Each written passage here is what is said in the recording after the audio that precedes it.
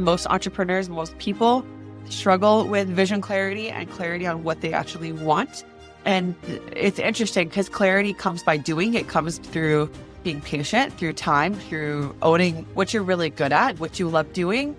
But a lot of times when people get conditioned, especially if we get a lot of people coming from corporate, they've been conditioned with should. They have to do this. They should do this. They got to climb this ladder. They've got to be this person. They've got to show up this way. It can take time to unlearn all those shoulds and being who they thought they had to be into stepping into their more authentic self. A lot of people think vision starts from here. It actually starts from here. Our guest today, Saleema Vellani, is an award-winning serial entrepreneur and the author of the best-selling book, Innovation Starts with I. As an innovation strategist and founder of Ripple Impact, she has been in the trenches, advising prestigious institutions like the World Bank to Fortune 500s. She teaches design thinking and entrepreneurship at Johns Hopkins University and is here to share her playbook on how to get unstuck, amplify your impact, and build a business and a life that truly matters. Saleema, a huge welcome to Skin in the Game. Thank you so much. Thank you so much. Super excited to be on your show. Your journey is incredible, I must say. I want to start right at that fork in the road most of us face. Where did your entrepreneurial journey begin, and what was the first spark that led you down this path? Yeah, so my entrepreneurial journey, it's actually started, I would actually have to say, probably I was getting trained to become an entrepreneur as a kid. I went to Montessori school. My mom was a Montessori teacher. And as many of the most successful entrepreneurs, including Mark Zuckerberg and several others, were Montessori students. And so I've never mentioned this before. This was really off script, but definitely being in Montessori environments really enabled me to start with that whole living life more curiously. And then my first actual entrepreneurial experience started, other than trying to sell stuff as a kid or as in college, but I would have to say it was after college. I graduated into the 2008 financial crisis. I could not find a job. I did not want to be a bartender or being coat check in Montreal. I was like, I need to figure out how am I going to actually get this career going? And so I moved to Brazil. I actually studied international development and Latin American focused.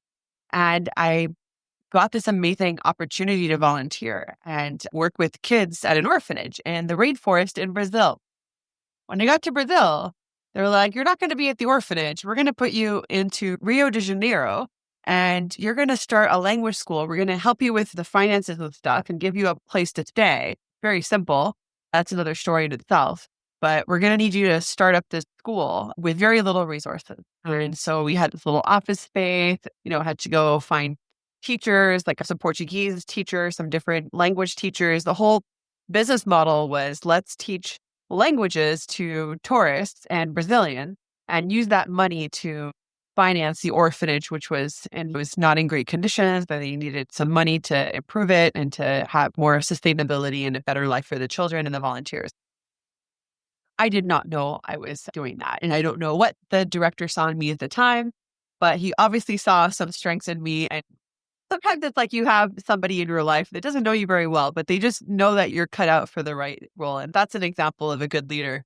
So Bart Bijan actually put me into Rio, and I was now in this very uncomfortable situation. I didn't speak Portuguese. I spoke Spanish, which I realized very quickly was not that useful in Brazil, if anything, offensive. And I had to start the school from scratch. I had very little help. I was trying to recruit volunteers. Yeah, it was a very interesting story, but essentially it was being scrappy, trying to figure out how do you do more with very little resources? How do you figure out the business model? Because we were trying to do everything when we started. We were trying to teach all these different languages, get these volunteers to teach, but where we had product market fit was the Portuguese teacher for the foreigners. And so foreign students that were coming to Brazil, whether they're on vacation or there for a few months or going to work in Brazil. So we had all kinds of different Portuguese being taught, business Portuguese for Spanish speakers, for non-Spanish speakers. We had all these other languages we were trying to do as well, which we had to cut out. So it was really the journey of trying to get a school to get to profitability and product market fit. And back in those days, it was different. Like I had to partner with Lonely Planet, figure out how to get a website going. literally get flyers printed and go to the streets of Rio de Janeiro and send volunteers to the beaches and try to get tourists to come to the school, which we realized like many of our flyers would end up on the streets of Rio or in the garbage. But then we did get people coming into our school, which was a very tiny office space at the time. I'm just so proud that the school is now the number one. It became very quickly the number one Portuguese school in Brazil. It's a private school now. The orphanage unfortunately shut down, but it's making a lot of impact. In fact, I actually meet people sometimes in different places around the world. Even on the plane, when I was on a plane and coming back from Panama last year, there was someone who said, "Yeah, I'm coming back from Brazil. I was studying Portuguese." He was sitting next to me on the plane. I was like, "Oh, where'd you go?" He's like, Caminho's Language Center. I was like, "Oh, I co-founded that school back in 2009." So it's kind of like interesting to see that ripple impact of something you plant the seeds and you think, "Oh, this thing, I don't know if it's going to take off. It's this tiny project," but it can actually be planting the seeds for something that can grow into something big. So that was my first experience. I was a volunteer, so I was not an owner.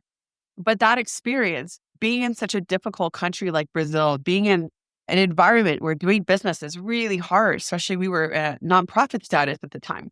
How do you actually build something where you're dealing with a lot of different challenges, including a world economic meltdown? That led me to my next venture, which we'll talk about at another point. But essentially, I moved to Italy, love story, from Brazil, and started my first venture there, a translation business, which was also very successful and had an exit. That's quite a story. I think at the age of 21, most people are just figuring out what they want to do. But you have taken on a huge financial and social responsibility. And can you share with us what experience has taught you about the realities of social entrepreneurship in that setting? It's a great question. So at the time, social entrepreneurship is a very interesting thing because I was very much all about social entrepreneurship for many years. Now, it was a big movement going on, right? Especially in the 2010s, less so after pandemic. But the realities of social entrepreneurship is that it's very hard to try to figure out a business model if you are trying to also solve a problem that is, of course, I'm not saying that you can't be purpose driven. I'm all about purpose driven entrepreneurship today. But social entrepreneurship is tricky because it's almost like you have to think almost like a nonprofit as or social enterprise, but also try to figure out the business model. And typically, because businesses go through different stages and you're needing to pivot every few months when you're in the early stages, you're pivoting. And to keep that social mission in place can be really difficult, especially if there's beneficiaries involved and you're trying to figure out, the product market fit, but then also support these beneficiaries, unless the customers are the beneficiaries. Like it really depends on how you structure it. But the reality is it's really tough to do a social focused business or a social enterprise. And that's why we see that, yes, there are several social enterprises, but today there's more a movement of purpose driven business and businesses that, well, there's like the traditional non-sexy businesses that are solving traditional problems or new problems. And then there's sexy businesses. Like one of my businesses right now is a sexy business. It's something that's cool and it's fun and we're making impact. I really am passionate about emerging markets and helping entrepreneurs that are trying to change their countries, change the world. And a lot of these are in emerging markets and developing countries. Yeah. I had to really realize that for me to make this business successful and profitable, I would rather focus on the product market fit, on getting this business to really great profitability, and then getting creative with the profit in terms of how do we now use some of this profit to support many of these impact focused entrepreneurs in emerging markets instead of trying to find a business model that will figure out how to help those entrepreneurs. It's more so how do we have a business model that allows us to take a portion of that money to give back in some way or provide scholarships or have a foundation set up or a partnership with a foundation of sorts. So it's really thinking about it differently because we have to make money first before we can give. If we're trying to give and find a model that will give as we make money, it becomes very muddy and very difficult. And I had to be okay with letting go of social entrepreneurship in the way that I was operating many years ago. You founded 9 ventures with 3 successful exits, which is quite remarkable in terms of success rate. For listeners who may be in the early stages of launching or even facing a setback right now, could you share the story of a venture that didn't go as planned? And what was the most valuable lesson you took away from that experience? Thank you. So definitely had my my different successes, exits, but also some failures. Although I look at many of the failures as spinoffs into something else. So it's almost like I had to go through that experience in order to get to that next thing. And sometimes letting go of that failure or letting go of that and reframing it as, hey, now I have this information.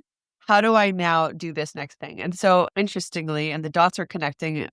The story is like everything that I did lined up to where I am now and where I'm going. So the failure was, yeah, I had this, I co-founded this marketing agency, and be careful to disclose for respect. But I co-founded this marketing agency. This was about 10 years ago. And we had a few clients, and I was a full-time hire and a co-founder. We were trying to help a lot of small businesses with being their outsourced marketing agency and their outsourced marketing team. Usually they were too small to really have a marketing team or a strong marketing team in-house. And at the time, digital marketing was kind of sexy and new-ish, and inbound marketing was also something that was very popular, emerging. And even though we had a business going, we had a lot of new clients coming in, one thing that was changing very rapidly was the industry and the market. And people were less focused on what we were doing, which was a lot of quantity of content. Let's spin some articles, blogs, let's create blogs, let's do social media, let's do emails, email newsletters, and things like this for our clients, which at the time people were like, oh, this sounds great, but does it actually lead to their business outcomes? And for me, I felt like being the outsourced marketing team, now knowing what I know, there was a lack of that authenticity, the lack of thought leadership. It was a lot of let's just spin information, let's write information. Of course, ChatGPT would have been our best friend back then, but this is all written by a human at the time. And so it was very interesting because it was about quantity of content and not quality. And even though we had lots of clients and we were actually the fastest growing agency within that space, yeah, we failed. But the beautiful thing is that it spinned off, and I'll talk about that in a moment. But we failed, and I think, this is my opinion, I think we failed because our value proposition was not super differentiated. There were lots of other companies that were doing this, like we're going to write you lots of blogs and emails and social media posts and do advertising. But the world was changing. People's habits and due diligence was changing. Algorithms were changing. The days where you could post on Instagram and Facebook and get lots of likes and put some hashtags, that started to change very drastically. So we were like, why are we not getting the same results that we got when we started this? So I would say it's a mix of not adapting to not being aware of where the market was going and where the industry was going, and adapting you want to, as a visionary, you want to actually have the strategic foresight. Just the way I did with my book research, I saw the great resignation and many of these things happening before they even had a name. And so, yeah, we saw that people were caring more about authenticity. It was actually before authenticity became a thing. But essentially, it was really when people started to do more due diligence, because now there was a lot of content going on the web. So how could you really get to your business outcomes by just having a lot of content? That business did tank. However, it did spin off into one of the most successful SEO companies. And that's amazing to see that spinoff happen, or that sort of change of focus happened with that founder that I worked with. And I also went through my own journey of realizing like how much impact and purpose and authenticity was to me. And that led to now obviously doing something that in some way is related to how do we help people get themselves out there? How do we get businesses get out there? But we've built a whole unique proprietary process, which at the time we didn't have that. We didn't have our own thought leadership. We were not working with the client's thought leadership. We didn't have like our proprietary process. We did not have enough actual success stories based on a framework or process. It was based on write this many blog posts, write this many emails, put out this much social media content, but that doesn't necessarily help you actually make sales and grow a business. So yeah, that was one of the biggest, I learned many lessons from that. I'm actually grateful for that experience. It was hard. What happened when that thing failed and all the things that happened after that, including my house burning down and many things just not going the way that I had planned in my life. But in many ways, looking back, it was the biggest blessing because I learned so much from that failure that allowed me to create and to vision and to build this business that is very successful. I would not be here if it had not been for that failure. So, yeah. Sometimes failure becomes stepping stone for success. And that brings me to the topic of resilience. Launching 9 companies actually for you has become a marathon of grit. When a venture ends or you face a major setback, so how do you actually mentally prepare and strategically reset to prepare for the next opportunity? Wow. Yeah, that's a really great question. So I find that having to do resets, there's different types of resets. So even before this call, actually, before this podcast episode, I was going through something and like until like a minute before, and I had to tell myself, you're about to get on a podcast, you're about to show up in front of an audience, or you're about to almost like you're about to speak on stage. And I had to do a power pose or do, whether it's dance, whether it's sing, whether it's meditate, do something that puts me back in flow because that thing I won't be thinking about that in a few hours or tomorrow or next week. But this episode, I wanted to make sure I bring my fullest, my presence to this, no matter what was happening 1 minute before and the crisis I was dealing with or fire I was putting out. Because as a CEO at the size company I have right now, where we're growing, lots of fires all the time. There's a lot of things that you're dealing with as an entrepreneur. I don't think people totally understand the life of an entrepreneur. But yeah, there's a lot that you're dealing with. And so being able to reset, and I would say that actually makes one of the greatest strengths as an entrepreneur. So I do many things, and there's things that I have to do. For example, resetting before a call, whether it's the power posing or doing something, listening to music, getting myself into a better state. Meditation is also very important. So by meditating every morning, I'm not great at doing it, but I'm working towards getting better at it. It's in progress. That is something that really helps proactively set you up so that you're not just reacting to resetting, but also just living a holistic life. So for me, it's important to do things that allow me to have that grit and resilience button there. And that means doing things I love. So traveling, spending time with family, doing things that I love, whether it's art, whether it's music, whether it's karaoke or dancing salsa, whatever it is that keeps me in my flow. Because there's one way that you're always trying to, when you have to react every time with grit, it's very hard. But if you're proactively setting things up so that you have your grit tank full, so that when you push the button, it's full. But if your grit tank is empty and your resilience is not there because you're infused, it's really hard to have something there to push that button and use it. And so it's constantly refilling and refueling that tank. And I've never explained it that way before, but that's the way I would probably put it. Your company, Ripple Impact, advises entrepreneurs and executives seeking to increase their influence and maximize their impact. What is the most common blind spot or plateau you see these smart people facing? What is the first strategic step you guide them to take to overcome it?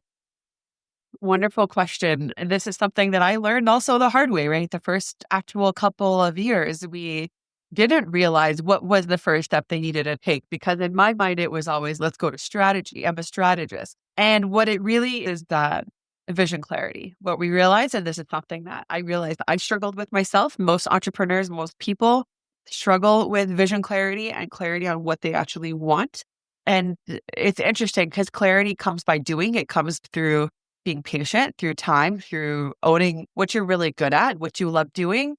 But a lot of times when people get conditioned, especially we get a lot of people coming from corporate, they've been conditioned with should. They have to do this. They should do this. They got to climb this ladder. They've got to be this person. They've got to show up this way. It can take time to unlearn all those shoulds and being who they thought they had to be and to stepping into their more authentic self. And so the first strategic step is actually vision clarity. We actually put them through an experience where it has some meditation, some visualization. They work with a vision coach that is actually connecting them to their heart, because usually our clients are typically here in their heads. This is very common for people who are deep thinkers, who are knowledge-based experts. We get stuck in our minds. And so how do we let go and surrender from our minds and step into our heart and just feel the heart space? That's actually where we start with vision clarity. It's not actually up here. A lot of people think vision starts from here. It actually starts from here. Connecting to yourself, connecting to source. And so once we get them connected to here, we're more likely going to get something that's more authentic to them, that's going to lead to something more strategic, that's going to come from deep within versus them thinking, oh, I should do this or I should do that. So that first step is actually the vision clarity before we go into strategy. There's a lot of expectations around us, right? Like people expect you to be this and that. And I like what you said about having that vision clarity so that it's coming from the heart and it's authentic to who you are. And I'll try to remember that as well. Saleema, your best selling book, Innovation Starts with I, has been praised by big names like Ariana Huffington and Adam Grant. In business, we often focus on teams and systems, but you bring it back to the individual. Why is that so important? Innovation starts with I. That's what we say. It's my book title, right? It doesn't mean it's egocentric. This doesn't mean that innovation is executed by the individual. It's executed definitely in teams. But visionaries, it definitely starts with the I because it comes back to our authenticity. It comes back to our personal story, our why. And there's a certain element of self-transformation when it comes to innovation. And when you're trying to make an impact and you're trying to do something big in the world or something that brings you joy and can make an impact on the people that you serve, it actually starts with self. And it's not me that actually, thought about this, but definitely someone who validated this is Steve Jobs. So Steve Jobs, one of the world's greatest innovator, he actually went through his own journey of self-transformation and his own story. And he was rejected. He was fired. He went off to India and did a lot of meditation and did a lot of personal work on himself. And it was after he did that work on himself and reinvented himself was when he was able to come back to Apple, or at the time different name. He was able to come back and essentially innovate and be that big visionary and be able to really innovate in a very successful way. And so I always go back to Steve Jobs because he's an icon, but essentially, yeah, if you think of some of the world's best innovators, it wasn't getting into a conference room with the team to innovate. It was, there's got to be a visionary that's got the vision. Not everybody has that visionary sense. Some people can develop some of it, but a true visionary, if you're an entrepreneur, there is a certain amount of time you spend with yourself and really getting used to enjoying your own company. And those times, whether you're in the shower or going for a walk or traveling alone, that's when you get some of your deepest insights. Or when you're connecting with people that are outside of your comfort zone or in other cultures, you get great ideas. It doesn't necessarily come from what, I used to do a lot of design thinking workshops. The best ideas don't necessarily come from just getting in a room with some different people on your team and sticky notes. Sure, that can happen as that next stage, but that initial vision should really come from self. For the leaders listening, what's a simple, actionable way they can start cultivating that eye of innovation in themselves tomorrow? I would say that to cultivate that eye, it's really taking the time to do something that you've been wanting to do for yourself that will help you connect with self. I was talking to someone last night who was like, I just can't wait to get out of this corporate job that just feels so misaligned, this industry that I'm in. And I really just want to start a podcast and just have genuine conversations with people.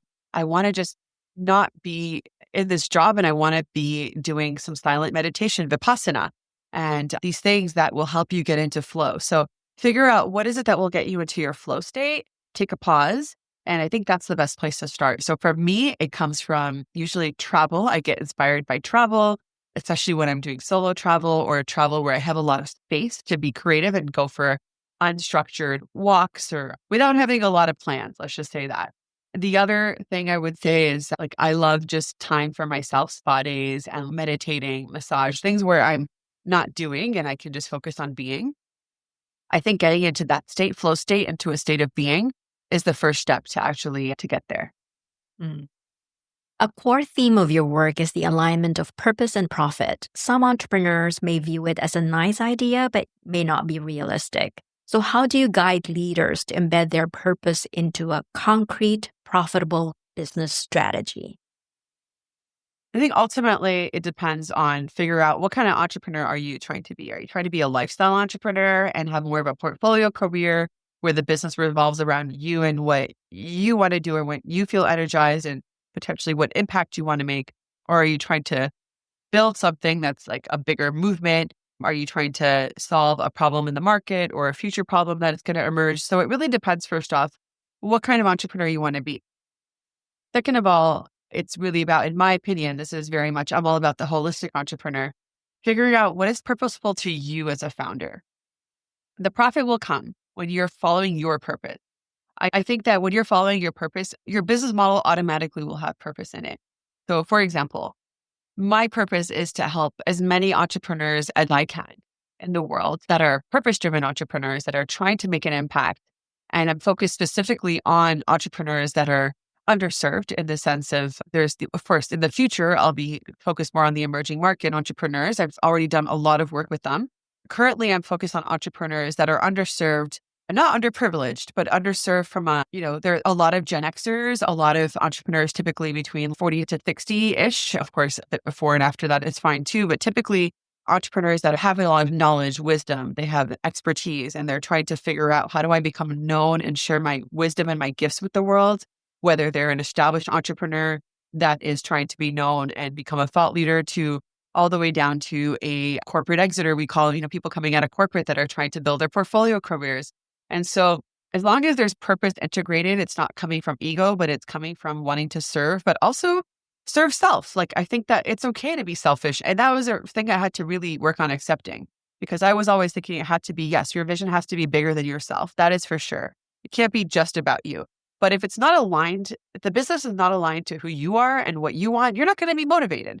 So there has to be something in it for you to feel that you're energized and you're feeling joyful and you're accomplishing your own personal mission when that mission is aligned in some way, whether it's through your story in some way with the business. So for me, it's how do I help entrepreneurs, those entrepreneurs who are not going to Y Combinators, they're not the young tech entrepreneurs that, all the accelerators and VC funds are going after.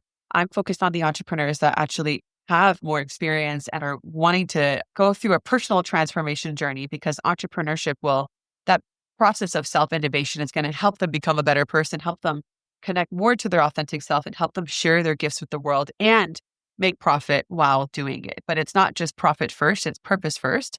And profitability is secondary, but it's totally there. Whether it's making a few $100,000 a year to $1 million to helping their business that's already in the millions or billions scale. I hope that answers your question.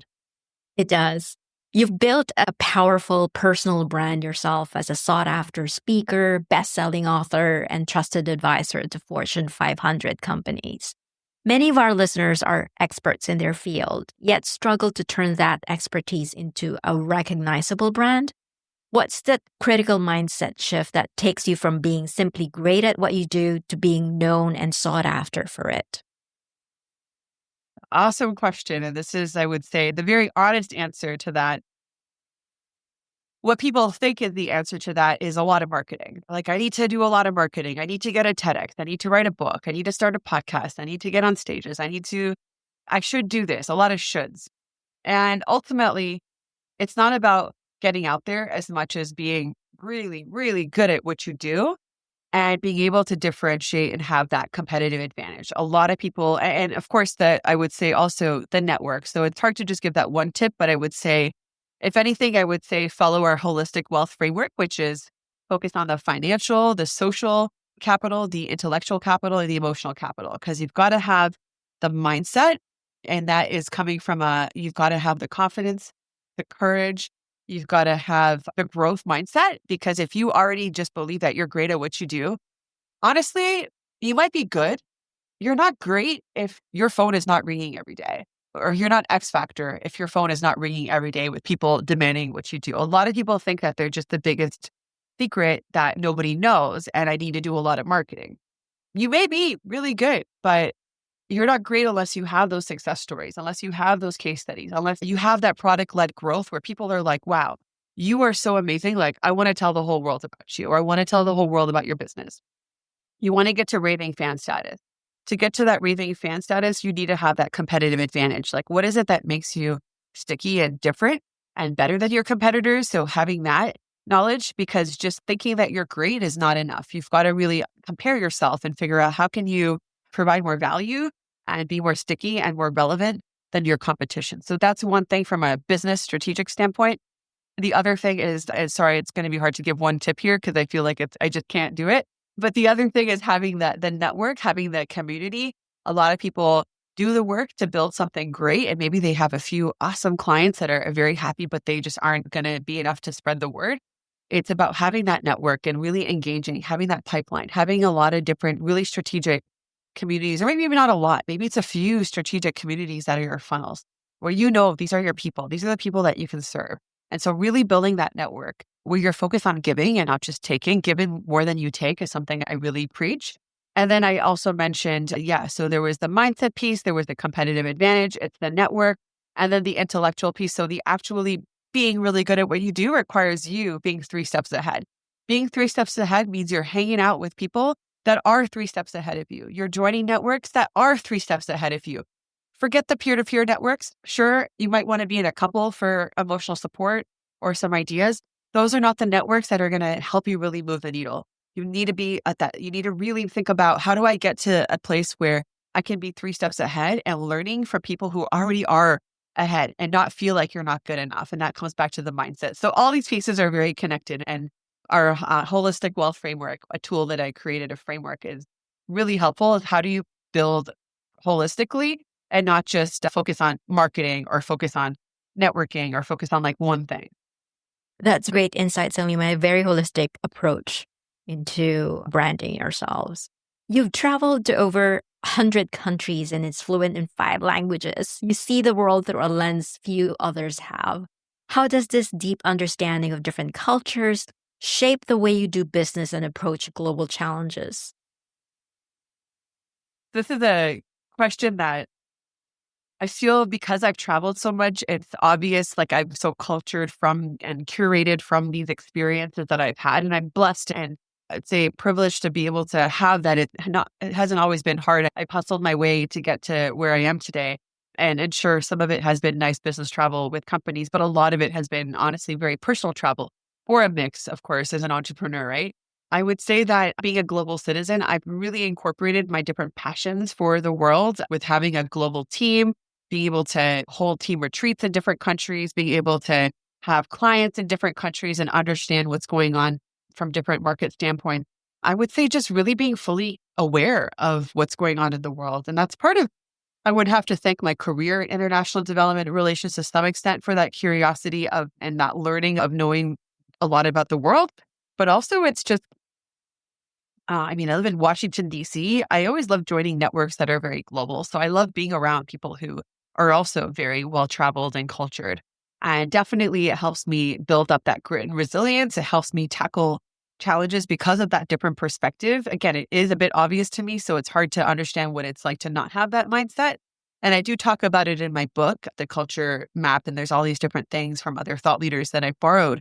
It definitely helps me with the grit and resilience because I've seen what a lot of people have gone through. I've visited refugee camps in Djibouti and Palestine. I've been to really poor parts of Africa. I've been to Haiti to work with the government to solve, how do we do urban development after the earthquake and reconstruct the city of Port-au-Prince and different parts of Haiti. So I've been to favelas in Brazil. So I've seen people live through challenging things. So one thing I would say is always thinking, hey, there's someone else that is having a lot harder time than I am. So how can I figure out how do I get out of this situation where, oh my God, this is a really terrible problem and I don't know how to get out of this, is to, hey, there's people out there that are solving problems that are way worse than what I've been through. And many of them are still happy. I've lived in places like the Dominican Republic where you see poverty, but they're playing dominoes and having a good time. And so it's really thinking about reframing. And I think the more you can get into that reframing mindset, where you stop seeing the challenge as a big problem, but rather as an opportunity, everything starts to shift. And when we shift inside and how we think and how we feel, our external circumstances, I'm a quite spiritual person. I truly believe that what we manifest outside all depends on how we're feeling inside and the stories we tell ourselves. So big believer in energy work. So that's what I would say. The global citizenship of really knowing the world and seeing people dealing with challenges has helped me realize that I'm not alone and this can't be that bad. And where's the opportunity? You're clearly a lifelong learner, Saleema, teaching at Johns Hopkins University while continuing to immerse yourself in world-class executive education. As a fellow Stanford Lead alumni and current participant in Harvard Business School's prestigious Owner-President Management program, how does this duality, being both a student and a teacher, shape the value you deliver to your clients? So as a forever student and a teacher, I'm constantly learning information, processing it, repurposing it, sharing it. It's constantly in my head. I love learning and I love teaching. So I would say that the dual role, basically my business is aligned to that. We attract people who are growth mindset is one of our core values. Curiosity is another one. So essentially we are attracting because I'm practicing that. We are attracting because it's so deeply embedded in our product, our values, our customer experience. Like all our clients are forever learners or forever students. They love learning. They are not looking for some PR firm, marketing agency to just do something for them. We realize that's not how it works. As a thought leader, you have to grow from the inside out as a thought leader. It's not about marketing and LinkedIn and all that speaking and all that. No, it starts from within and it starts from the growth within. It starts also from being more educated, being more knowledgeable about yourself, your industry, how to be a thought leader, how to run a thought leadership business or portfolio career. So I've created proprietary curriculum with my team and infused that into our product. And that's been a win, I would say, since about a year ago, we started building our own proprietary content. And so there's a curriculum so that our clients can continue to learn on that journey with us. So it's not just services that we're providing. The other thing is I am teaching and many of those masterclasses and within our curriculum and the modules, but I also encourage our clients, the way that we structured our product is so that they can remain both students and be teachers. So as they're sharing their wisdom into the world as thought leaders, they're also constantly being in student mode, not just students here at my company in terms of learning from us, but students in their own industries. Like you talked about earlier, you're great at what you do. Now, how do you actually become known? It's not about just marketing. It's about how do you get your insights and your knowledge, your intellect to that next level. And it's through that curiosity, through that growth mindset. It's through doing what you're doing, Debbie, is like interviewing other experts. Because when you're, for example, starting a podcast, if you're interviewing experts that are 3 steps ahead of you and where you want to be or you're inspired by, they're likely going to lift you up there in some way, whether it's through connecting you with the right people or it's going to, it's going to bring you opportunities, but you're going to be growing yourself as you host a podcast or you do interviews. Like I love doing interviews for my books. I'm working on my second book right now, and interviewing is such an important part of that. Because if I think that I'm the best at what I do and I'm great, then why is it that the world doesn't know who I am, right? And so I really do think that it's not just pausing and saying I'm great here. It's actually being in forever student mode and not just doing a lot of these executive programs. It's also really constantly, being aware of your industry and being that 3 steps ahead. Who are the experts, the keynote speakers at the top industry conferences? What are they speaking on? What's relevant right now? A lot is on AI, right? Like, how are you upskilling in different areas within your industry as well as areas that are adjacent to your industry? So I would say just me being a student and teacher, I also encourage our clients and structured our products so they can be teachers and students as well. Saleema, as we close, I have a final 2-part question for you. First, when you look ahead, what is the ultimate ripple impact you hope your life's work creates? And second, for every leader and change maker listening right now, what is the one single truth you've learned the hard way that you wish you knew when you first started putting your own skin in the game? So the ultimate ripple impact that I want to create with my life work is to help as many entrepreneurs as I can that are typically below the $250,000 per year. Like they're typically starting out or very early stage, often under 100,000.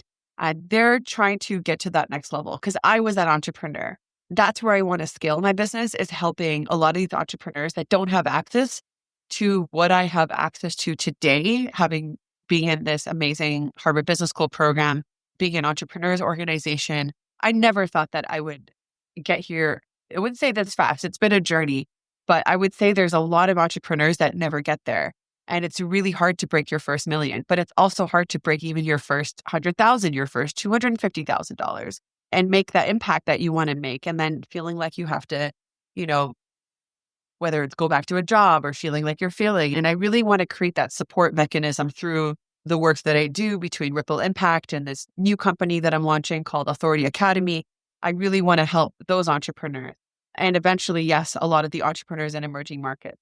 For all the leaders and change makers listening, what I wish I knew that I learned the hard way was that how do you do strategic giving? So from a networking standpoint, I look at it as net giving. How do you give more when you connect with people? And It's something that a lot of people would say, Saleema, you're such a good networker. And I had this built up this very large network. I have over 50,000 people in my network today. But at the end of the day, it's about quality more than quantity. It's about how do you be top of mind? How do you be remembered, recommended, and referred? So people know exactly what you do, who you serve, how to help you, how to make introductions for you. And so I would say that single truth is how do you do strategic giving?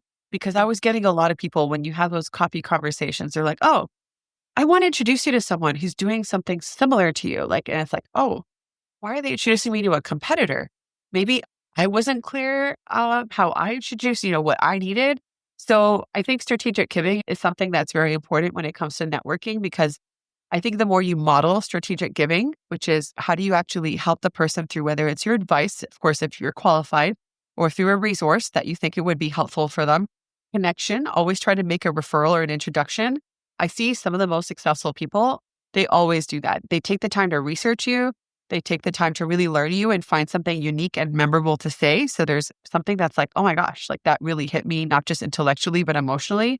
And then they always try to make an introduction or share a resource or both that would be helpful. And I think the more that I learned that the hard way, in the sense that it took me to be around a lot of successful people to see how they were giving and why some of the most successful people are big givers. And when you're still on your way there, how do you get out of that scarcity mindset and focus on giving? How do you build a network where you can make those introductions? And I think the more that you can lean into generosity and lean into giving, I think that is actually what will help you get to success. And I had to learn that the hard way because I felt I was giving sometimes strategically, but not always strategically. And giving doesn't mean just give your advice. It means actually moving the needle in some way. And usually it requires an introduction or another degree of connection. So I wish I knew that earlier in that framework that I use today. Saleema, thank you for joining us and sharing your insights and energy. Your perspective on how innovation starts with I is something our listeners can take into their own work and lives starting today. I've learned something about strategic giving, which is very key in terms of networking. The ultimate ripple impact. What a powerful way to think about our work and our lives. That was Saleema Vellani, author of Innovation Starts with I and the founder of Ripple Impact. Thank you so much, Debbie. I really enjoyed being on your show. If you want to learn more from Saleema, you can visit her website at saleemavellani.com and be sure to grab a copy of her book. We'll have links to everything in the show notes. Thanks for tuning in to Skin in the Game. If you found this conversation valuable, please share it with one other leader in your life. And don't forget to subscribe so you don't miss our next episode. Until then, keep putting your skin in the game.